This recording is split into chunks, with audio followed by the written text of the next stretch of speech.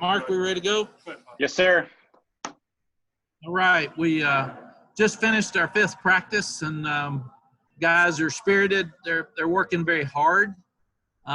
We haven't had a positive test for over a month, so it feels like that football is if you do what you're supposed to do is not going to be a problem. With the guys getting sick, it's outside, and we have created a bubble since early, and the guys are understanding that if you'll wear your mask, if you'll social distance, if you'll wash your hands, the risk is low. And that's what all the people across the country are telling us. And they're doing a good job with that. They're really working at social distancing in practice. Doctors are also telling us not to either wear your double shield on your helmet at all times or have your mask up.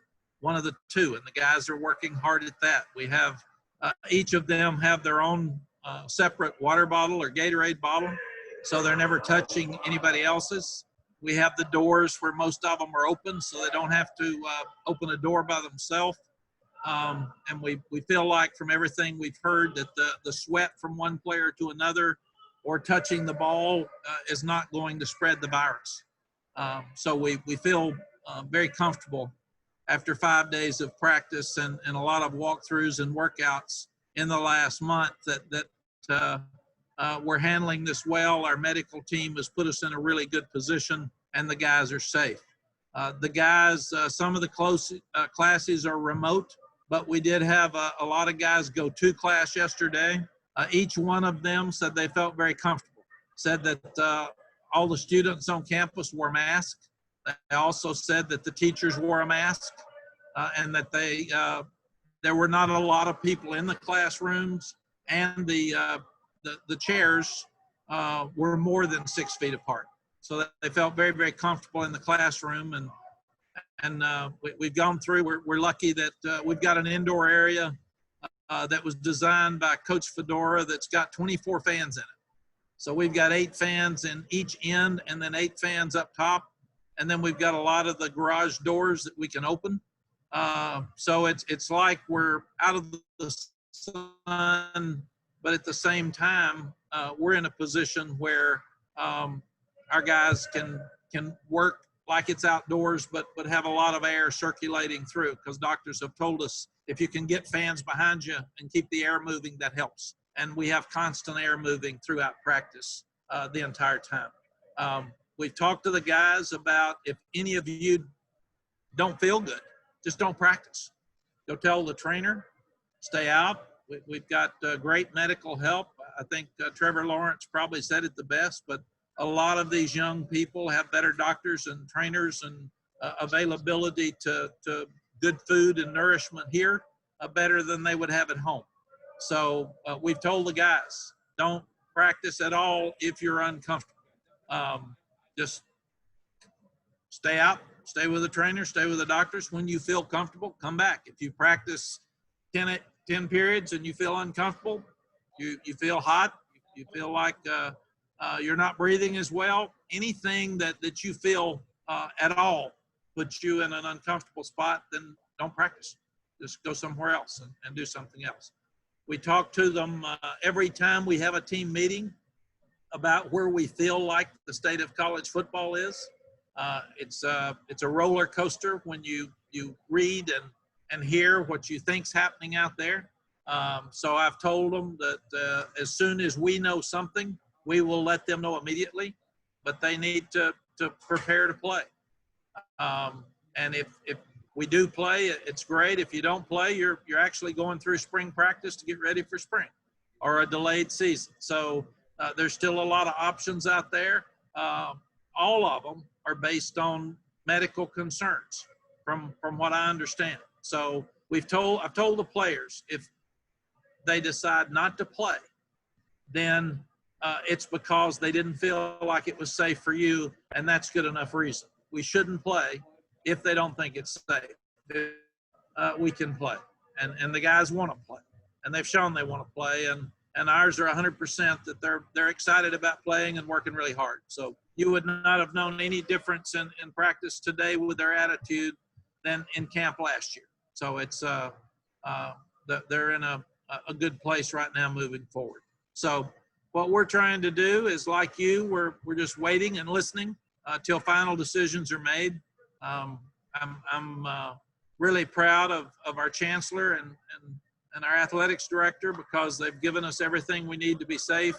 And it looks like Kevin has done an amazing job of having the classrooms and the faculty prepared for the students to return. The guys even said they had people standing and opening doors for them, so they didn't have to touch doors going in. So they could go into a classroom, wear a mask, everybody wore a mask, and they didn't have to touch anything. So I think, again, we're handling things as well as we could possibly handle them.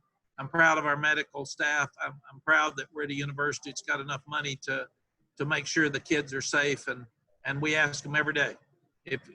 Again, this morning we practiced. We met at 6:30. We practiced from 8:15 to 10:15. This morning we said, if there's anything you're concerned about, tell us, and we'll address it. Questions? Okay, just a reminder, if anyone has questions, please raise their hand. We will begin with Deanna King. Hey, Coach. Thanks for being on. Thanks, Deanna. We haven't talked to you since last Thursday. The news broke that you guys added Charlotte to the schedule. Speak a little bit about Charlotte in general and what job Coach Healy has done for the 49ers. Yes, Deanna. Number one, Will Healy's a great friend of mine. I appreciate what he's done. I followed him at Austin Peay when I was with ESPN, and he did an amazing job of taking a team that didn't win any games and put them one step from the playoffs. And I thought he probably should have been in the playoffs that year. And he's done the same thing at Charlotte. He's got spirit. He's very bright. Players love him. And he's still disciplined and can push them. And everything we've heard, he's done a great job with the pandemic and all the stuff around it. I talk to him quite often. Also, I think it was good that we could play a team within our system, because if we can, with the one game out of conference, by staying in the UNC system, that means we're sharing money within our state.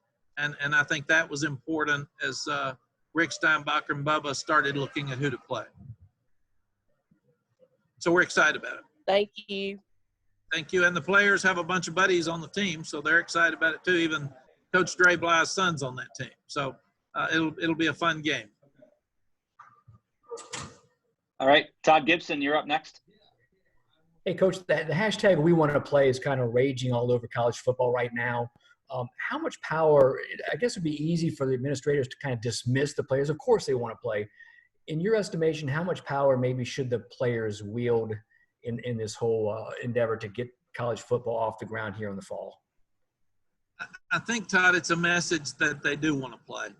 And we're seeing in a lot of different areas, the players want to be heard more than they've been heard in the past. And I think that's a good thing. We're in a time where people are being asked to speak up about everything they feel. Because somebody says something doesn't mean they're right or wrong, but we all should listen. And we need to learn to honor each other's differences. And that's one thing I'm very proud of with our team. We talk to them all the time about every issue that we possibly can.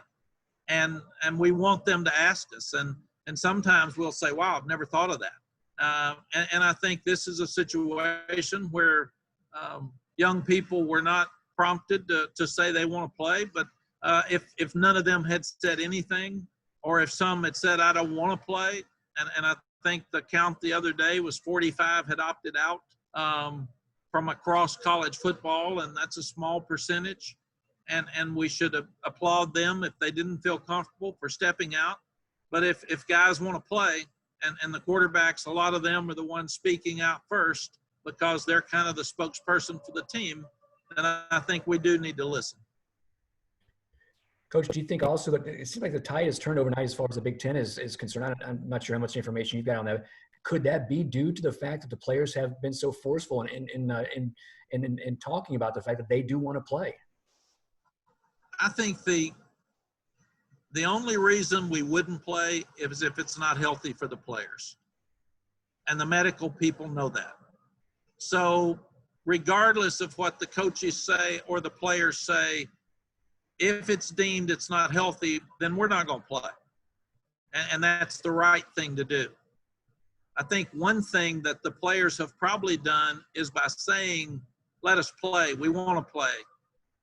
Then what people might do is slow down because we're learning more about the virus every day.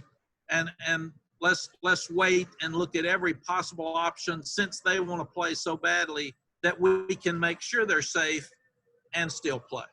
And I think that's probably what everybody's looking at right now. Let's take a deep breath, make sure they're safe, and then look at options. Is it safe to start when we want to? Will we move it back a little bit more because we'll know more about the virus in 4 more weeks? Or do you move to spring? And that seems to be the options that everybody's looking at. So I'm really proud right now. I've said openly that I do think we need a commissioner of college football so we can all be talking instead of this one and this one and this one. We're so splintered right now with everything. It seems to me it would be better if we were all on the same page, but hopefully we're getting there. And commissioners are talking, and leagues are talking, and trying to figure out what's best for everybody. And I really do not have any feeling at all that we would play just for money. Nobody's going to put a young person at risk, and that's what these decisions will be made on in the end. Okay, thanks, Mack. Appreciate it. Okay, next up in the queue is Jared Fialco. Hey, Coach. Great to see you, bud. You guys have clearly demonstrated, if you haven't had a positive test in over a month, that your players and your staff are disciplined. Does the real challenge and the real threat become then when more students return to campus? And is almost that a greater concern for you at that stage, worrying that it's the kids, it's the other students who are not as disciplined as your guys? Jared, it's a great point. We've talked at length about that because we came back by ourselves and we came back in phases. Early, we'd bring in 40, then we'd bring in 20, and they went for 3 weeks without a positive, and then somehow somebody got one, and then you get another one, and then you've got to stop and take a deep breath and see why. What happened? Was it football? Was it something we were doing? Was it some young man that went outside the bubble and met with somebody who was infected and they brought it back? And then one of the worst things about the bubble or about the virus is it spreads so quickly. And that's what they talk about, community spread. It's like wildfire. When it starts, it just goes. So we've since we had our positives back early, I think our guys have learned a really good lesson that this is real and it's serious and that we need to take it very seriously. And I've told them, what's the difference in going to the grocery store or going to a classroom if you take care of yourself and you're wearing a mask? And everybody in the classroom is going to have a mask, and people on campus are going to have a mask, and keep your social distancing. And it seems like that's working. And I've also told the players, if we found out or heard that you were someplace you shouldn't be around people that are not part of our bubble, then we've got to either quarantine you or ask you to leave the team because you can't be around us if you're not going to be able to be disciplined enough to understand this is about your academics and football for the next 3 months. And that's it. Their social life is not part of who any of us are right now. And it's different for all of us. And I've told them, if you want to play, then you stay safe, number one. Secondly, if you want to be a good teammate, don't bring the virus back to others that have had negatives and have taken care of themselves, because that's a huge part of your discipline this fall is making sure that you're a good team member and you go by the guidelines. And all of our guys have said, wear a mask and help us play. And I saw again, Dr. Fauci said this morning, if everybody wears a mask, then we can slow this thing down and get control of it again. So we've all got to wear a mask, and that's what we do. And I keep this thing all day. We do not have anybody in our office without mask on. I do not walk down the hallway in our building without my mask on. and I asked the players and the coaches today, don't talk to anybody without your mask on. Be respectful, because they have said if you've got your mask on, there's a lot lower risk. Wear a mask. That's all we're asking, and we can do that. And I'm even getting to a position now where I don't even know that I've got it on some. And that's, we're going to have to do this till we get this thing under control to make sure everybody's safe. Thanks, Jared. Okay, over to Andrew Jones. Hey, Coach, with everything kind of seemingly at a crossroads right now, sort of a fork in the road, rather, and all the attention that this story has been getting, in with the president chiming in yesterday, with your opening comments today, do you feel like maybe that's your part in having a part on that stage to get the message out there? Because there is a lot of misinformation that's being reported that people are bandying about. So you kind of take a little extra responsibility with what you've been telling us the last 15 minutes? Absolutely, Andrew. I met with the staff twice yesterday just to give them updates on what I had heard, because I don't want them wasting their time reading misinformation. And the same thing with the players. If I had had anything definitive yesterday, we've got Teamworks where we send information to our staff and our players immediately. We have a rule, anytime that we can, we would rather make sure that our staff and our players know something before we say it publicly, because that's family and we don't want them to be caught off guard. And at the same time, last night we met as a team and I talked to them about what I knew and what I'd seen and what I'd heard. And I told them, like they come up and say, is the Big Ten not playing? And I said, we don't know that. So take a deep breath. Wait till you get it from us.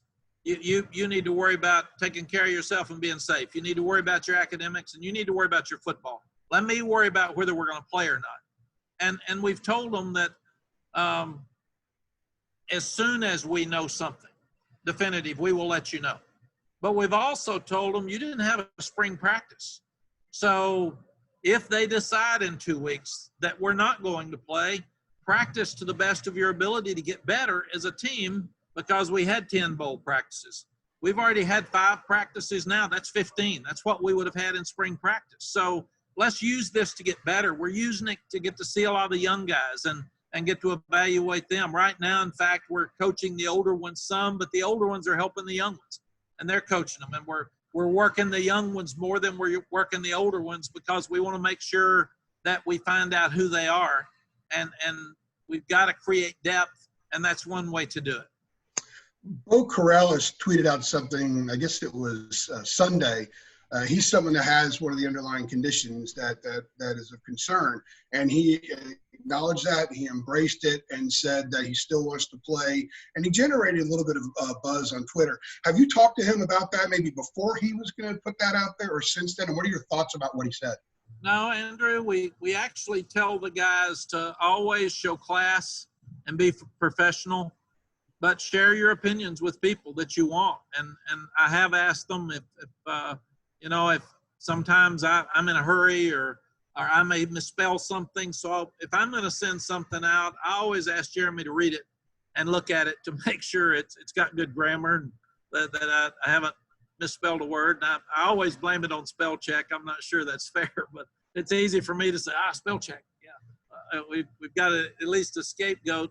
But I want our guys to share. And I did sit down and talk to Bo. I love Bo.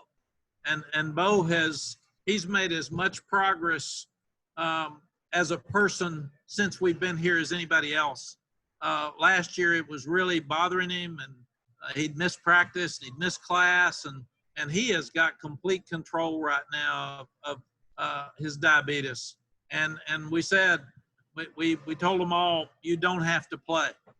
He wants to play.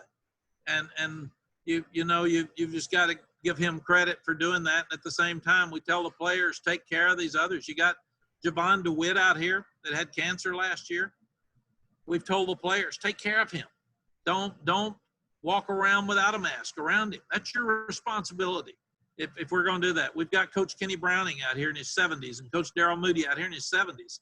Take care of these guys. Let's be smart. It's not just about you. It's about everybody. But we have told our guys that you use your social media for anything that you feel passionate about. And then if they put something on there that we disagree with afterwards, we would bring them in and say, I wouldn't have done this, and here's why. Not yelling at them, but just trying to teach them, because that's our job of how I would have handled this a little differently and still got the same message out. Thank you very much. Thank you, Andrew. Okay, over to JB Ricks. You're up next. Hey, JB. Hey, Coach, thank you so much for taking out the time as usual. Obviously, you know about all the news that has taken place over the past 48 hours and the momentum, kind of like where it's shifting towards the possibility of all the conferences shutting down. There's also rumors out there, whatever. I believe the Nebraska coach had a soundbite this morning about teams going forward, even if conferences decide to shut it down. I don't know if that means they're going to do scrimmages or they're going to set up their own type of exhibitions or whatnot. Have you heard anything of that matter, or is anything like that on the table for you guys if the conference schedules get shut down? JB, I've heard none of that. But I feel like that our league is a league that wants to play. And that's important, that message is out there. And I applaud our league for doing that. When you've got medical consultants, you've got presidents and chancellors, you've got athletics directors, you got faculty reps, you got coaches, you got young players, you got fans, you got top boosters.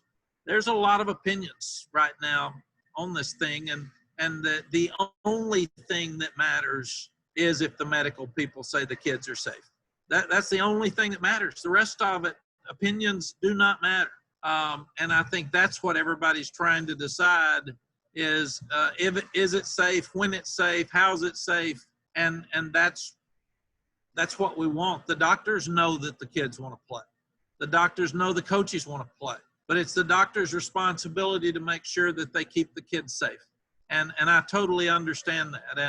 And what I would do if they said our league's not playing, the first thing I would do is talk to Kevin and Bubba and say, does this mean we're through for the year? And what does that mean? Because I would rather someone be in a position, if they're not going to let us start on time at some point, tell us, but also tell us what that means. Does that mean we're going to start in October? Does that mean we play 8 games instead of 10? If someone says, no, we're going to move to spring, what does that mean? We've got to answer to parents, and we've got to answer to kids, and they're all going to ask. Seniors, pro prospects, early enrollees coming in, guys that for instance, if we played in the spring, Sam Howell would have last year, spring and fall, and after 3 years of eligibility, he'd be opting for the draft. So there's a lot of things people have to look at if we decide to move to the spring. What about high school football? What about the draft? What about the combine? I want us to do whatever's safe for the players, but I also want us to have a plan. I want people to tell us what this means. Not just we're going to do it, because then everybody starts going in their own direction and starts making up stuff. So let's have a definitive plan to start on time. If that's what I've tried to do in my life. If that doesn't work, let's have a definitive plan if we're going to move it back. If that doesn't work, let's have a definitive plan for spring practice. And let's make sure that we're all on the same page and fighting for the right stuff with the kids being healthy. I don't think it's all about money right now, because you can make the money in the spring. Because the money right now, the way it looks, is going to be more about TV than it is fans. Because nobody's going to have a lot of fans in the stands. So if the money's not an issue, it can't be anything except the kids wanting to play and the doctors deciding whether it's safe or not. And that's kind of where I am with the whole thing. Thank you so much, Coach. Thanks, JB. Okay, next up, Brian Keys.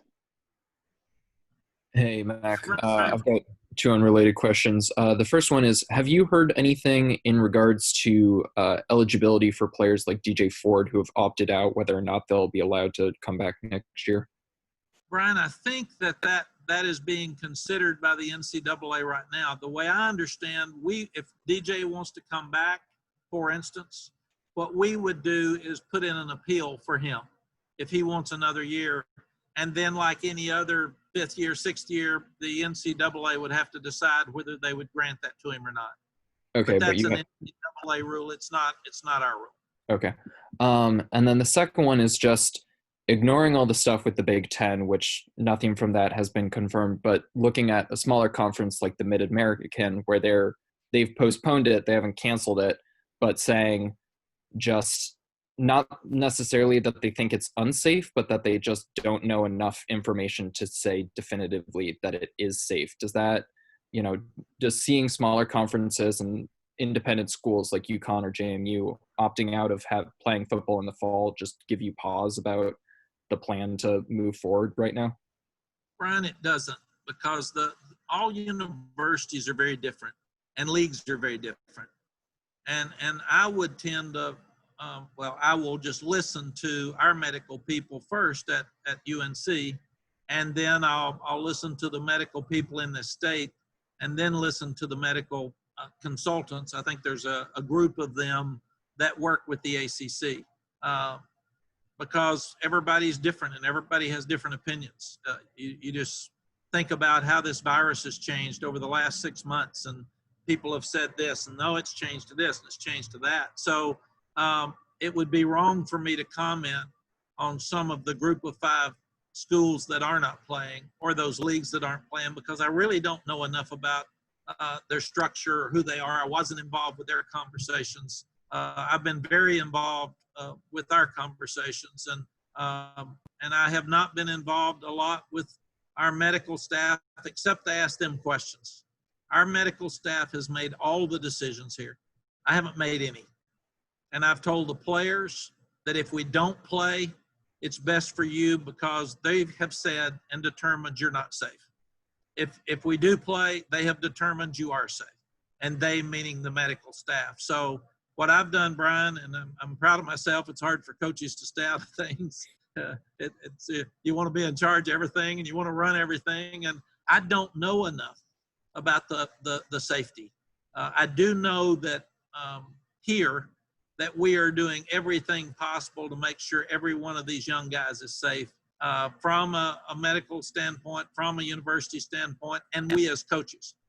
And I have told our coaches, I've even walked up to some guys that didn't look like they felt very well and said, hey, go sit in the shade for a minute. Go over there. And they haven't even had COVID, but I'd just say, take a break, get some water, because there's so much stress and there's so much difference in our lives right now. I want to make sure these guys are comfortable. And I'm also glad, I think we're about 30 days from playing Syracuse. We've got time. We've got a lot. We all worried about how much time are these guys going to have to prepare. We've got plenty of time. So we're going slow. We're being careful with them. We're trying to work the young ones a lot. We're trying to make sure everybody's in top shape. Because we started school on Monday, we're into the 20 hours a week. So they had yesterday off. Next week, we're giving them 2 days off. We're giving them a walkthrough on Thursday. So we are going slow, and we're making sure that works. But even with our guys, I've said every university is different, much less every league. And then you start getting the difference in Power 5 and Group of 5. And that's why all the Power 5 commissioners talk to each other and visit with each other, because there's more likes in the Power 5 than there is the Group of 5 in Power 5. So when you're talking to someone that's more like you, they can make more decisions together. All right. Thank you. Thank you, Brian. Next up, Andrea Adelson. Hey, Mac, in the conversations that you've had over the last couple of days, has there been any indication that the ACC would be willing to play on if other Power 5 conferences decide they did not feel comfortable playing? Andrea, it's another great question, but that's one you'd have to ask Bubba and Kevin. That's above me. Bubba knows that I want to play. If it's safe, he knows our staff and our players want to play. But again, I think since this is so fluid right now, everybody's talking to everybody else about what possibilities might happen. And if somebody doesn't play, what would we do? Just like JB asked, or somebody asked about playing in another league. I haven't heard that because I know our league wants to play. So that hasn't even been brought up. If some of the others don't play, I don't know what that does for us. You know, you have to look at the NCAA structure with championships. You have to look at the college football playoff and what that would mean for them. You have to look at the bowl games. And then you have to look at, you might not be playing your +1, but then would you play within your own league with 8? And I don't see leagues playing by themselves. I think if you see 3 or 4 of the leagues saying they don't think it's healthy, then I think that people across the country would really be concerned that if enough people think it's not safe, then why would we do it? Great. Next up is Brennan Marks. Hey, Mac, thanks so much for taking the time. I know you had mentioned that the doctors have sort of been guiding you guys as far as any decision making that you do. I'm just wondering, I know a couple of the other conferences have mentioned they've seen evidence come out about this heart condition. I'm probably going to butcher the pronunciation of it, myocarditis. Or I was just wondering if the doctors had mentioned anything to you about that, or if that had given them any reason to potentially pause, or how that factored into the decision-making process you guys have right now. Brendan, after a positive test and quarantine, our guys go through a complete EKG and complete heart checkup. And it takes a number of days past quarantine before the doctors will allow them to return to practice. So they're putting them through a very intense and thorough examination of their heart before we would have them come back on the field. So I feel very, very comfortable that our people are doing everything right for these young people. And I think that's why they want to play. If some felt like that they're going to throw me back out there and not even check my heart, we would not do that here. So I feel very, very good that every one of them has been checked out and then held out a couple of days after their EKG to make sure that they're good. And that's also the reason that we are easing back in. We're not out here for 4-hour practices in the heat. We're going slow. We're some in the heat, and we'll come back to the indoor. But we're making sure that everybody's okay before we get started at a full pace. Thank you. Thank you, Brendan. Okay, over to Ross Martin. Excuse me, Mark. I told the team this morning that the 2 concerns that doctors have across the country are the heart and breathing. I said those are the 2. So we talked about it this morning. So I said, if you feel anything with your heart, or if you have trouble breathing, because it may be the mask, it may be the double shield, where we're all going through new stuff anyway, let us know and take yourself out. So we have been very transparent. I mean, we have told them everything, and they read everything now anyway.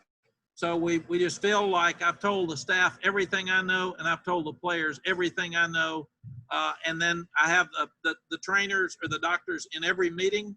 And if the players want to ask them a question, I always say to Luke Ross, our trainer, I'm not a doctor. I don't know what I'm talking about. This is something that I read last night. This is something I saw on TV. Make sure that I'm telling them this like I should.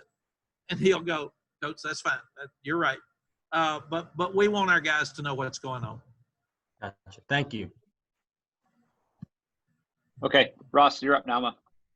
Hey, Mac, a little on-the-field football question here for you. I was wondering, you've spoken a lot about Austin Richards and Joshua Zudu. What have each done individually to improve from the end of last season, off-season to now? Ross, I think the biggest difference with both of them is confidence. Obviously, Austin was a freshman, and he backed up at right tackle, but he got to play quite a bit, and that helped him. We could have redshirted him probably, but we needed depth, especially when Charlie Heck broke his finger and Jordan Tucker had a hurt knee at Wake Forest, so we got thin fast. But I think that both of those guys right now have a lot of confidence. And Josh would probably be the backup tackle on both sides, or we'd probably move Josh right now to left tackle if Austin was, or if Jordan Tucker was out, and move Austin back to right tackle. So we're trying to get 10 offensive linemen that can play. we'll probably be lucky to have 8, but we've got to have 8, and we didn't have that last year. And we feel like that those 2 guys are playing at a high level. Could you provide a little insight into what's going on at center? I know Anderson obviously started a lot last year, but Ty Murray is, I think, pushing for that position as well. Yes. Ty and Brian are alternating and doing a good job. And also, we're really excited about Jonathan Adorno. He is playing backup left tackle, and he's playing center, along with Ty Murray. So we also feel like that so many of our players had to play 96 snaps last year or something, and they got tired.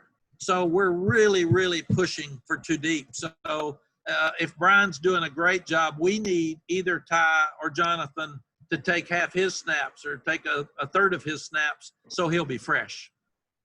Awesome. Great insight. Have a blessed day. Thank you, Ross. Okay, Greg Barnes, you're up next. Mike, I wanted to ask you about the other side of the line. How are things shaping up, with the defensive line there at the tackle positions and the end? Greg, the most improved player maybe on our team from this time last year, I think, is Ray Bahasik. He is all over the place. He's quick. He's over 300 pounds. He's in great shape. He's making great grades. I'm so excited about Ray and what he brings to us. We've had trouble blocking him at all. So he's improved so much. Jaleel Taylor's had a little bit of a sore shoulder, so he hadn't been in there in the team stuff as much. But also you've got Tyrone Hopper that looks really good. You've got Tamon Fox that looks really good. And then Tamari's playing both places. He's playing inside and outside. So we're really excited about him and the progress that he's making. And then you've got the 2 young outside linebackers with Des Evans and Kamen Rucker. And those guys are doing a really good job. And I'm so proud of the older guys teaching the younger guys. And then you've also got Chris Collins, who redshirted, and he's coming on. So we feel like we've got to build depth inside with guys like Kristen Varner and Kevin Hester. They haven't played very much, so they're working hard, and they both redshirted last year. And then you've got Miles Murphy, who's made a lot of plays. You've got Clyde Pender. Clyde's been a little sick. He's been in and out some and hurt his hand a little bit, so he's been more limited. But I think that the biggest thing for us is we've got to figure out who the best 2 deep are, and if we can get a 3 deep, we can. But I'm probably leaving somebody out. I told Jeremy next time we talk to you, bring a roster, a depth chart, so I can sit here and see them. I always leave somebody out.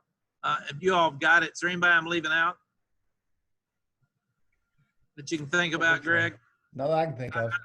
Yeah, but all of those guys look good.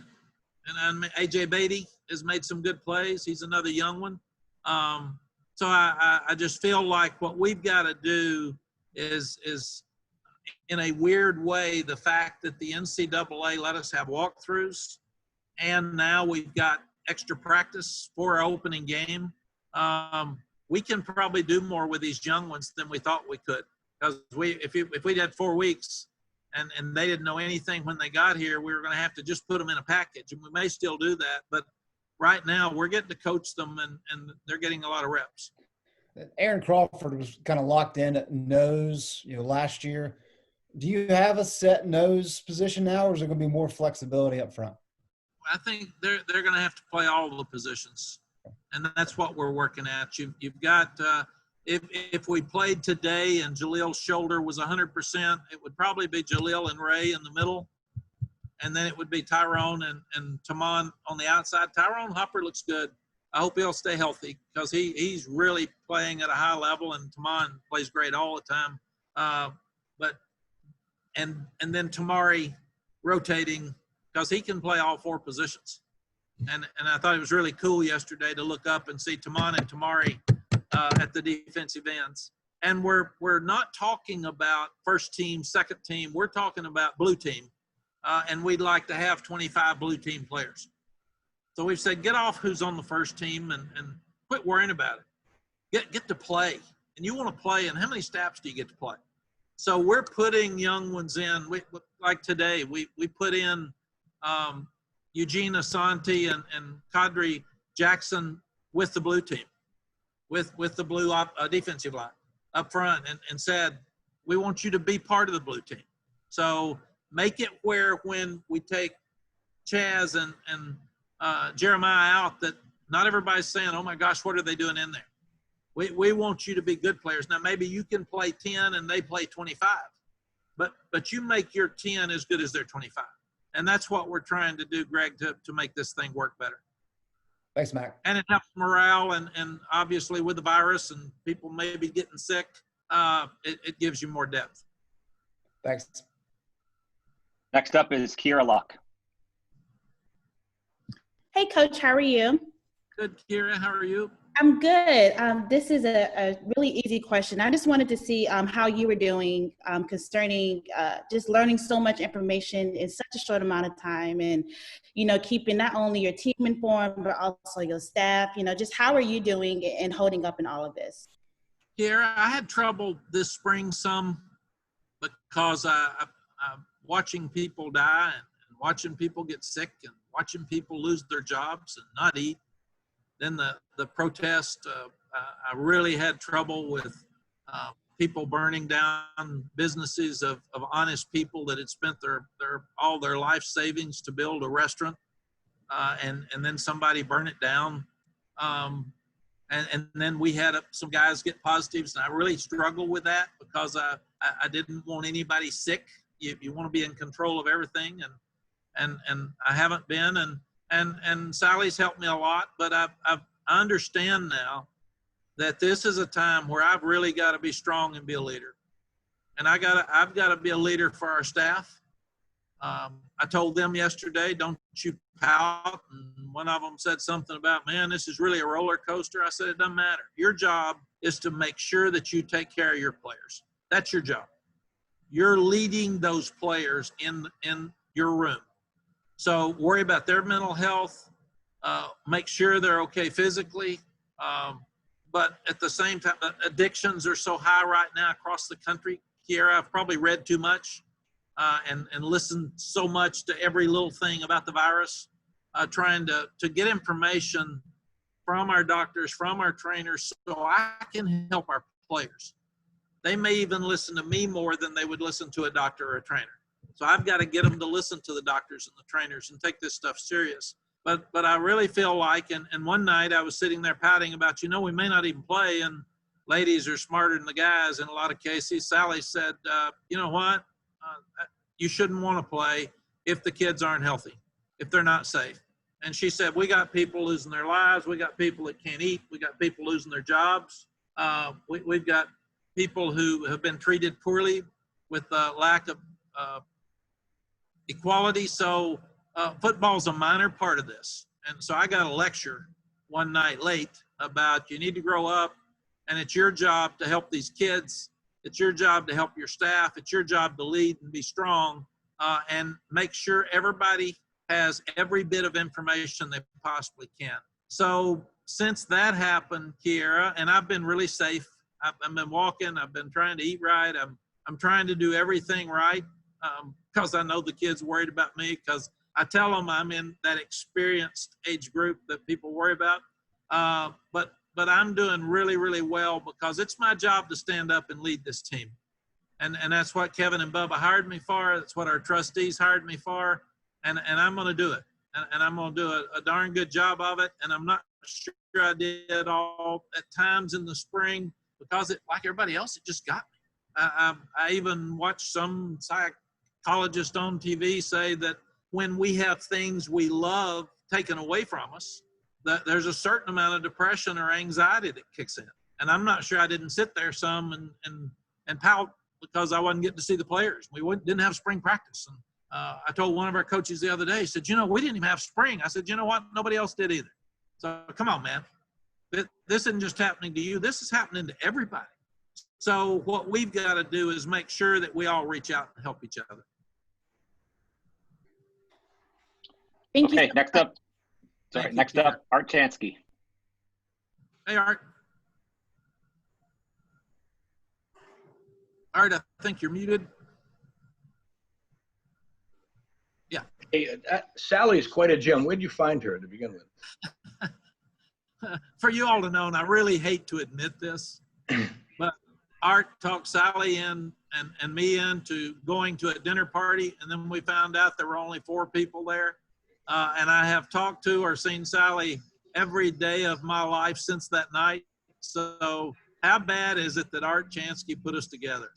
I couldn't answer any of your questions, so I had to find somebody who could, you know. So. Hey, look, my question is, you've talked about safety a lot. ACC's from Florida to New York. You're going to go with the ACC no matter what they decide. But if Florida turns out to be not as safe as New York, and North Carolina's doing a pretty good job, do you see the possibility of going to your AD and your chancellor and getting together with Duke and State and Wake Forest, and whether it's practice games or anything like that in the spring, do you ever see it getting to that point where you feel like you're safe, but some of the other states in the league are not safe? Art, I felt like, just in listening, number one, we have not discussed that at all. I felt like in what I've heard that either the league will play or we will not. That's what I felt like. And they haven't even discussed if one team, and this is a question for all of us at some point, if we're playing the regular season that we have scheduled and one team has too many positives and doesn't want to play that week, do they forfeit the game? There's a lot of unanswered questions still, but I think the biggest one is, do we play and do we start on time? So I think until we get to that point, they probably haven't looked down the road that far. Thanks, Coach. Thanks, Art. All right, over to Gregory Hall. Mac, I was just curious how you anticipate the tight ends to be utilized this year with John Lilly coming in, and what do you see Garrett Walston being a part of in your offense this year? Yeah, Greg, we've got John Copenhaver, we've got Kendall Carr, and both of them are doing well. We've got Kamari Morales, who redshirted I think he redshirted last year. Yeah, he did, Jeremy said. I thought we played him on some kick teams, but I thought we pulled him back after the 4 games. And then you've got Garrett Walston. We think Garrett's really good. He's doing a better job of playing in the line of scrimmage with his blocking, but he is a weapon in his route running and his ability to get open and catch. He's got tremendous hands. So we're excited about what we're doing with the tight ends. And John's done a really good job. When you walk in with John's resume into the position meeting room, you have credibility when you walk in. So the kids are really excited about it. And I'm seeing the same thing with Javon DeWitt. The fact that he worked for Jay 2 years, worked with Jay 2 years at Army, and he's been so good in special teams. I think they blocked 6 or 7 kicks the last few years. We got really good drills, and the kids are excited about that too. But I think John is excited about this offense. The kids are excited, and we're a year older in the offense, a year older in the defense, with only one new coach on both sides, and a lot of the players back. So we've got a lot of continuity, and I think that's why I feel like we've looked well early. And then what's different about Chaz and Jeremiah this season, and how can they repeat last year, even with a little bit more attention on them? Yeah, Gregory, good question. But this time last year, they'd never played in a college game at linebacker. I mean, I actually was absolutely scared to death when we went to South Carolina. I thought, I've never thought about being a head coach and going into a game with 2 linebackers who have never played in a game at linebacker in college. And one of them's a quarterback. I mean, I thought it might be a disaster. And those guys played about every snap last year. So they're bigger, they're stronger, they're responding quicker because they've gotten so many reps and they've seen so much and studied so much video that their instincts are better right now than they were, and obviously because they haven't played that much. And they're confident. They're actually helping those young linebackers. And What we've got to do is get it where the young linebackers can take pressure off Chaz and Jeremiah that they don't ever play. And then we'd love to have guys like those two be superstars on special teams. And I'm so proud of Chaz. He could have gone to the NFL, and he's been very direct that people have asked him, agents tried to get him to, and he wants to play.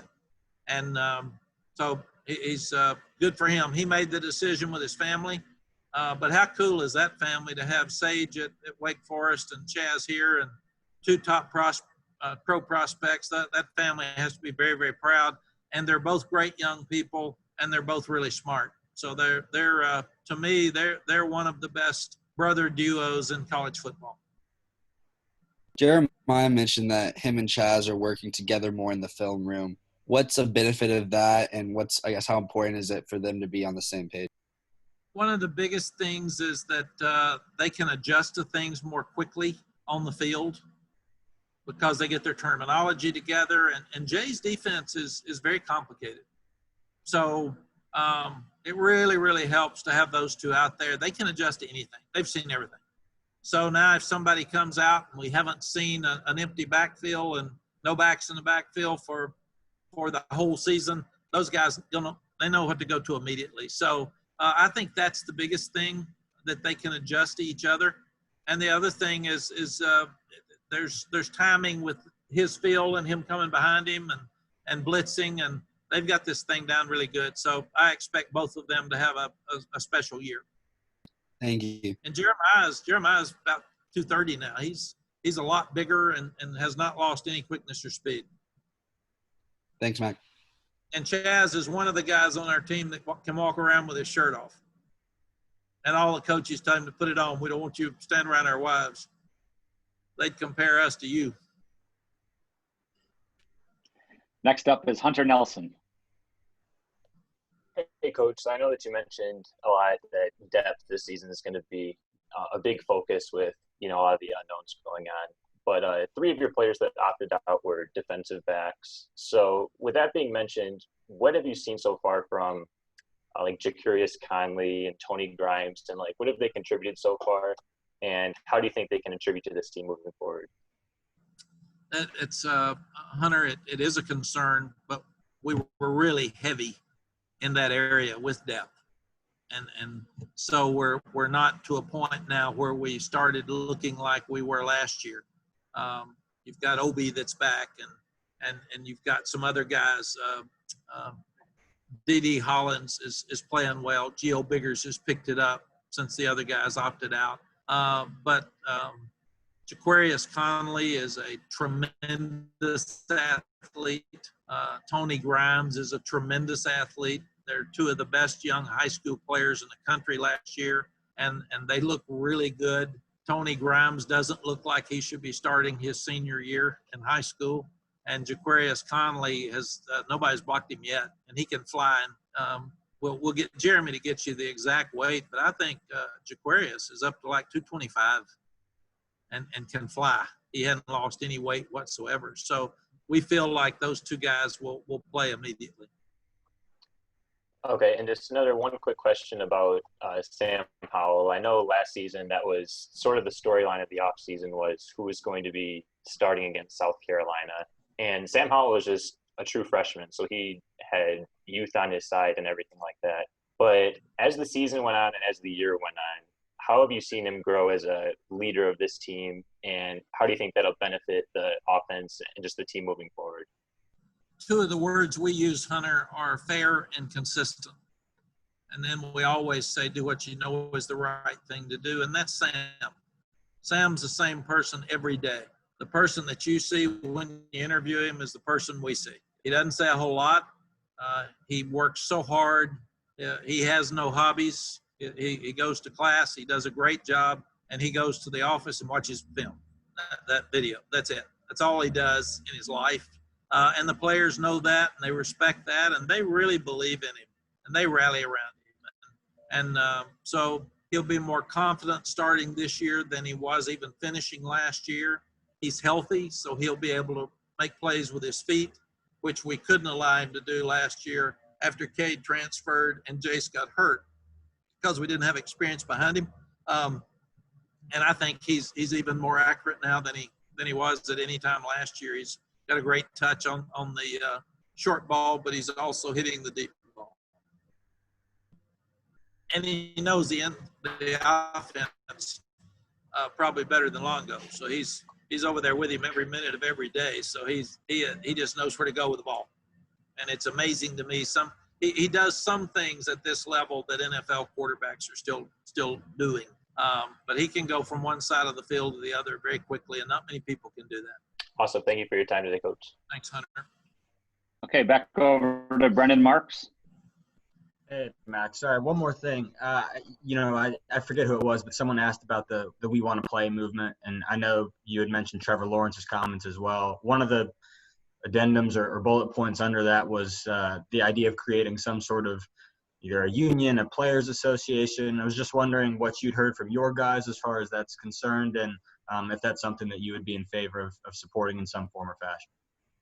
Brandon, I think if you get in touch with, if you start thinking about a union, then they have to be paid. There's taxes, and it gets complicated. Because I remember when Northwestern went through this 4 or 5 years ago, and I was out and able to talk to lawyers and legal counsel. And I don't think that works as well for the guys. From what I heard at that time, I haven't studied it since then, but we have it on our own team.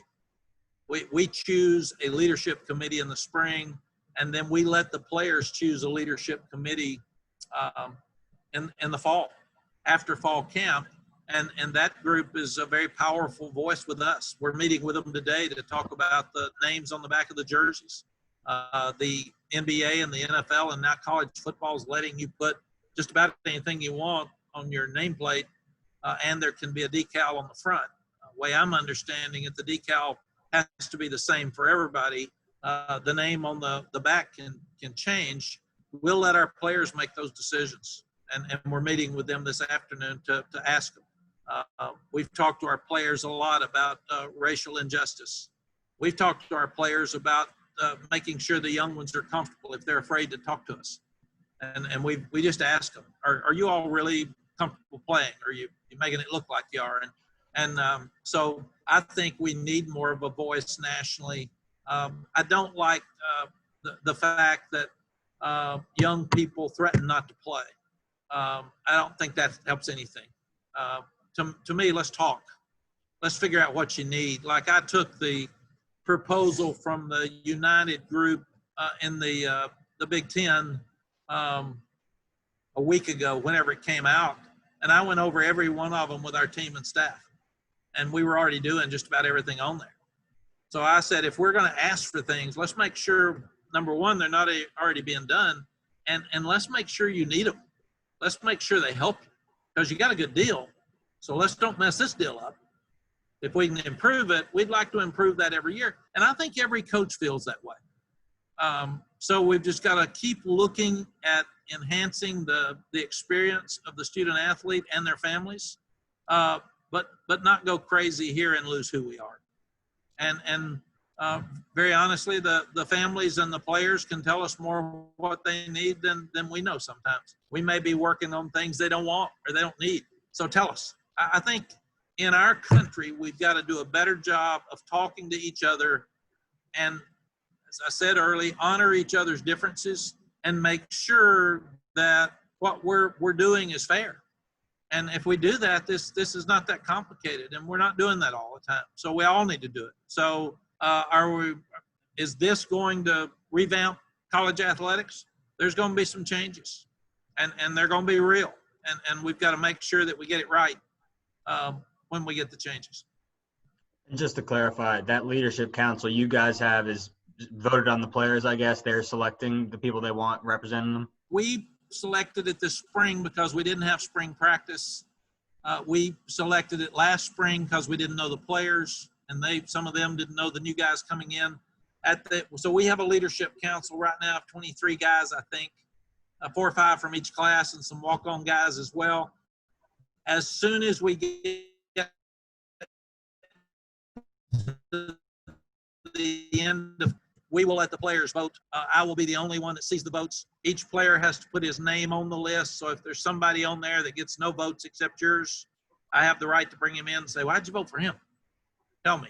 And then if there's somebody who got a lot of votes but didn't get as many as you would need to be on it, I have the right to put them on, and I can take anybody off. So I think that's the other thing that that would happen from that standpoint. Gotcha. Thank you very much. Thank you. And if somebody messes up, if they break a rule, if they get in trouble, I have the right to take them off that committee, and they know that. Gotcha. Thanks, Coach. Thank you.